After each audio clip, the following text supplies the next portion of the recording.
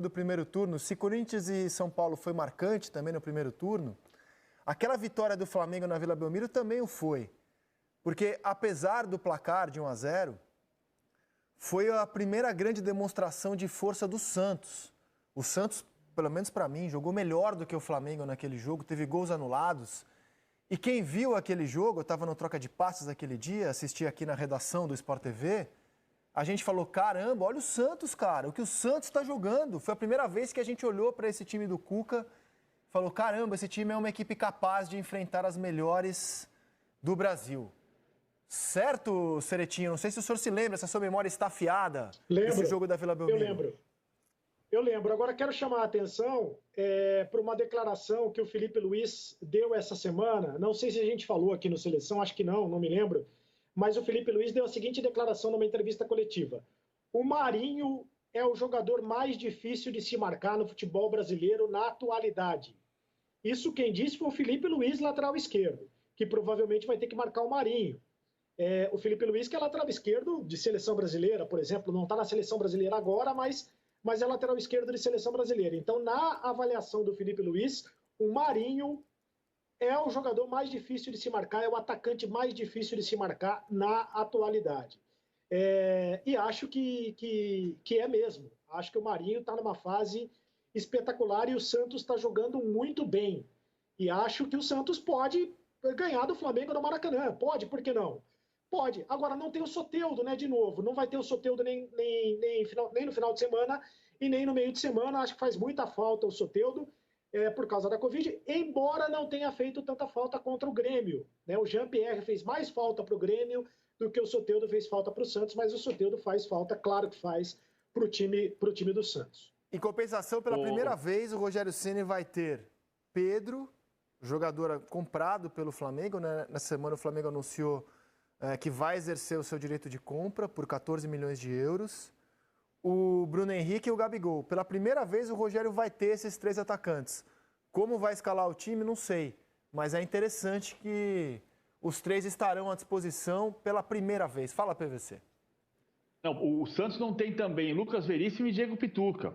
Os 2 por terceiro cartão. O Soteldo tem o terceiro cartão e a Covid. São os agravantes. Agora, o Santos, da maneira como jogou contra o Grêmio, e o Sandri jogando muito bem no meio-campo, ele conseguiu equilibrar. O Santos vai fazer uma formação para fazer um jogo grande contra o Flamengo. Claro que o Flamengo, com os 3 possivelmente escalados, é favorito. Jogando no Maracanã, ainda que sem torcida, o Flamengo é favorito para começar a arrancada e a perseguição à liderança do campeonato. O Flamengo tem 8 pontos a menos do que o São Paulo, mas tem um jogo a menos. A diferença real pode ser de 5, ainda que o jogo a menos do Flamengo seja contra o Grêmio em Porto Alegre, jogo que só vai acontecer dia 27 de janeiro. Eu acho que o Gabigol começa no banco. Não tenho a informação certeira disso, mas eu tenho a impressão que o Gabriel começa no banco porque ele está voltando da lesão e o Pedro e o Bruno Henrique podem começar a partida. Vamos ver na escalação de verdade no domingo à tarde. Qualquer coisa aqui vai ser notícia. Se o Pedro ficar no banco, se o Gabriel ficar no banco, vai ser notícia. Não estou dizendo que é o fim do mundo, não. Apenas que vai ser notícia. São 2 grandes jogadores. E o Gabriel decidiu 2 dos últimos 3 jogos contra o ex-clube dele. É um jogador que decide partida contra qualquer adversário, eu sei. Mas contra o Santos ele tem essa eficiência a demonstrar. Ele pode falar, pô, professor Rogério, você vai me tirar? Decidir Flamengo 1-0 Santos no Campeonato Brasileiro do ano passado? Decidir o jogo desse ano 1-0 com gols meus? Ô Zé Roberto, como é que você encara essa possibilidade? Gabriel ou Pedro no banco? E aí, meu velho? Eu já escalaria logo os 2, viu, Rizek? Eu já colocaria logo os 2, ia para cima, até porque o Flamengo precisa pontuar, precisa se manter aí no topo da tabela, porque é a única competição que restou, né, para uma conquista na temporada. E o Flamengo teve uma semana importante, porque uma semana cheia, né, onde dá totais condições de um excelente trabalho em busca do time ideal, né? Com certeza o Rogério está quebrando sua cabeça para colocar os 11 ideais aí para esse jogo. Mas eu sinceramente, eu montava um esquema ali com os dois de atacante. Claro que ia ter que, não sei se esse seria o nome ideal, sacrificar alguém, embora não é nem questão de sacrificar, a questão é de conseguir encontrar o time ideal para, nessa sequência aí desses próximos 5 jogos, poder ganhar, né? Porque o Flamengo era o time que há alguns meses atrás era imbatível, era um time que todos nós apontava como favorito para as 3 competições e para o Flamengo só resta somente o Campeonato Brasileiro.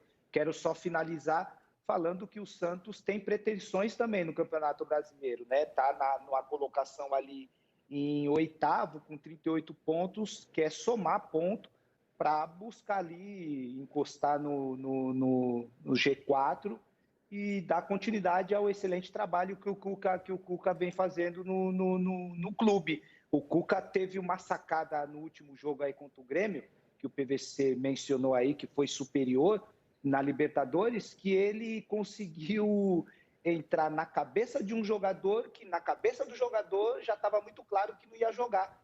E ele só jogou por causa do Cuca, porque senão ele não iria jogar. E um jogador importante, né, para o sistema defensivo, um jogador importante que no meu ponto de ver, na minha análise, eu acho que ele está entre os 3, os 2, ou é ele o melhor zagueiro da atualidade aí no Campeonato Brasileiro. Lucas Veríssimo. O Arão tá fora, né? O Arão tá fora, o Arão tá fora dessa partida. É um dilema, cara. Assim, um dilema bom, né? Evidentemente, né? Ruim é você não ter boas opções. Realmente. E aí, Ceretinho, como é que você vê essa questão? Arão fora e os 3 pela primeira vez à disposição. Se o Arão tá fora, facilita a vida do Rogério para escalar todo mundo, né? E na sugestão do Zé Roberto de botar o Gabigol e o Pedro. Eu não sei se o Gabigol tem condição de jogar os 90 minutos. Acho que o condicionamento físico, como disse o PVC, vai determinar a escalação do time. Agora, na semana em que o Flamengo contrata o Pedro, ou anuncia que vai contratar o Pedro, vai comprar o Pedro da Fiorentina por uma bala. Quanto é que é, André Rezec? 14 milhões de euros. Por 14 milhões de euros. Aí você bota o Pedro na reserva, é estranho, né? É estranho. Porque o cara tá todo motivado, pô. Tá cheio. Imagina só, o Pedro mas tá não grandão. É estranho o Gabriel também no banco? Qualquer um dos dois no banco é estranho. Mas o Gabigol tava fora porque tava machucado. Mas eu escalaria todo mundo. Agora, eu escalaria todo mundo no papel. Porque do outro lado, o Cuca deve estar torcendo para escalar todo mundo e para deixar o meio de campo. Porque quem é que vai marcar no meio de campo? Porque o Cuca provavelmente vai fazer um meio campo forte de novo, de muita marcação, provavelmente com 3 volantes, para sair no contra-ataque na velocidade com os 2 pontas e o Caio Jorge. Você sabe quem vai fazer muita falta? O Diego Pituca. O Diego Pituca está jogando muita bola, está tomando conta do meio de campo do Santos. Jogou muito contra o Grêmio, vai fazer muita falta, mas não vai jogar contra o Grêmio também na quarta-feira. Então já é a possibilidade do Cuca escalar um time que possa jogar contra o Grêmio na quarta. Pode servir de ensaio esse enfrentamento contra o Flamengo para o jogo de quarta-feira contra o Grêmio pela Libertadores. É óbvio que o Rogério treinou as alternativas e a gente não acompanhou os treinamentos que são fechados. Mas é interessante esse dilema, porque para escalar todo mundo, teria que fazer do Gerson o volante do Flamengo. E aí também, pelo menos no meu entendimento, você mata muito do que é o Gerson, que é aquele jogador com liberdade para chegar no ataque. E se colocar o Gerson de primeiro volante, ali de cão de guarda, na função que hoje é do Arão, você também corre o risco de limitar o potencial do Gerson, que é chegar na frente muito bem, né? Jogar campo a campo. É um dilema que o Rogério tem aí. Como é que você faria, PVC, na sua prancheta? Quando o Gabriel estiver pronto, em forma, lembra que a gente fala, um mês atrás eu tiraria o Bruno Henrique do time, hoje eu não tiraria mais não, é um dilema também. Hoje eu tiraria, com o Gabriel em forma, eu tiro o Pedro. Mas ele vai jogar provavelmente com o João Gomes, vai fazer uma linha de 4 com Everton Ribeiro, João Gomes, Gerson e De Arrascaeta, Bruno Henrique e Pedro na frente, o Gabriel espera um pouco. Eu acho que vai ser isso pela condição física do Gabriel, que está voltando agora. Repito, não dá para ter certeza absoluta nesse momento. Mas ele não vai abrir mão de um marcador. Ele não vai puxar o Gerson para primeiro volante. Não vai mexer na estrutura tática que ele está começando a encorpar. E foi nesse jogo, Zé, voltando à sua abertura do programa, que o Diego Alves se machucou. Ali ele saiu do time, abriu espaço para o surgimento. Primeiro foi o César que jogou, né?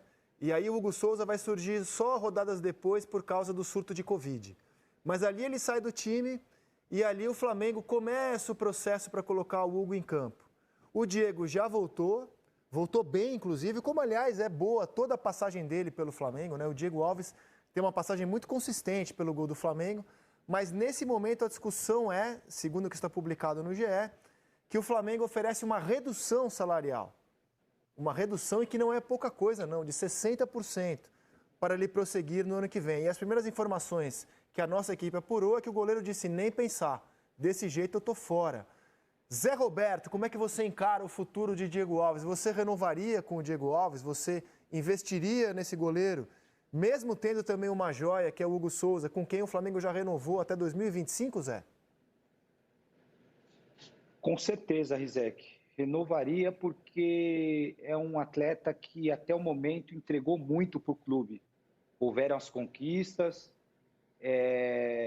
o perfil dele de ser um grande atleta o leva a ter condição também de ser um grande